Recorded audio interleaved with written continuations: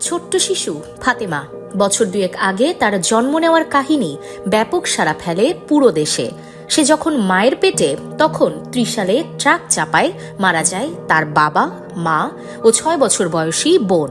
দুর্ঘটনায় মায়ের পেট ফেটে যায়, কিন্তু অলৌকিকভাবে জীবন্ত অবস্থায় উদ্ধার করা হয় ফাতেমাকে। সেই শিশুটি বড় হচ্ছে ঢাকার আজিমপুরে অবস্থিত ছোট্টমণি নিবাসে। সরকারিভাবে তার দেখভাল করা হচ্ছে।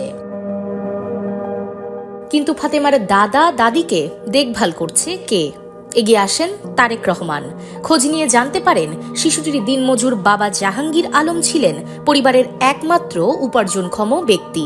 জাহাঙ্গীরের মৃত্যুতে তার বৃদ্ধ বাবা মা যেন অসহায় হয়ে না পড়ে, সেজন্য প্রতি মাসে ত্রিশাল উপজেলার মঠবাড়ি ইউনিয়নের রায়মণি গ্রামে শিশু ফাতেমার দাদা মোস্তাফিজুর রহমান বাবুলের কাছে মাসিক বাজার পৌঁছে দেওয়া হয়। আর এর পুরোটাই বহন করেন বিএনপির ভারপ্রাপ্ত চেয়ারম্যান তারেক রহমান। এটি তার মানবিকতার ছোট্ট একটি উদাহরণ মাত্র। এরকম হাজারো পরিবারের দায়িত্ব কাঁধে তুলে নিয়েছেন তারেক রহমান। এজন্য তিনি কারো রাজনৈতিক মতাদর্শ বিচার করেন না। অনেকটা গোপনে এই ধরনের কাজ দীর্ঘদিন ধরে করে আসছেন তিনি, যা কখনো সামনে আসেনি। তিনি নিজেও এসব কাজ প্রকাশ্যে আনতে চান না। শুরুতে বৃদ্ধ ও এতিম এমন ২৫টি পরিবারের দায়িত্ব নেন তারেক রহমান। পর্যায়ক্রমে এই সংখ্যা ১৩০০ ছাড়িয়েছে। দরিদ্র, অসহায় কিন্তু মেধাবী এমন অনেক শিক্ষার্থীর যাবতীয় খরচ বহন করেন তারেক রহমান। এসব শিক্ষার্থীর মধ্যে ১৪ জন চিকিৎসক হয়েছেন, মেডিকেলে পড়ছেন আরও কয়েকজন, ৭ থেকে ৮ জন ইঞ্জিনিয়ার হয়েছেন। সেনাবাহিনীতে যোগদান করেছেন ২ জন, যাদের যাবতীয় খরচ ৫ম শ্রেণী থেকেই বহন করে আসছেন তারেক রহমান। শিক্ষার্থীদেরও জানতে দেওয়া হতো না তাদের আসল সাহায্যকারী কে। জানলে হয়তো ফ্যাসিস্ট সরকারের রোষানলে পড়তে হতো সেসব শিক্ষার্থীদের। তারেক রহমান নিজেও চাননি এসব প্রকাশ্যে আসুক। তারেক রহমানের তত্ত্বাবধানে পরিচালিত হয় অনেক মাদ্রাসা ও হাসপাতাল। নিজ উদ্যোগেই এগুলোর খরচ বহন করেছেন তিনি।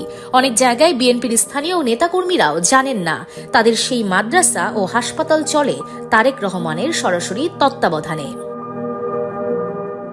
বগুড়ার গাবতলী থানায় লাঠিগঞ্জের ৩ মাথার মোড়ে এতিমদের একটি মাদ্রাসা রয়েছে। সেখানকার বেশিরভাগ শিক্ষার্থীর দৃষ্টিশক্তি নেই কিংবা আংশিক আছে।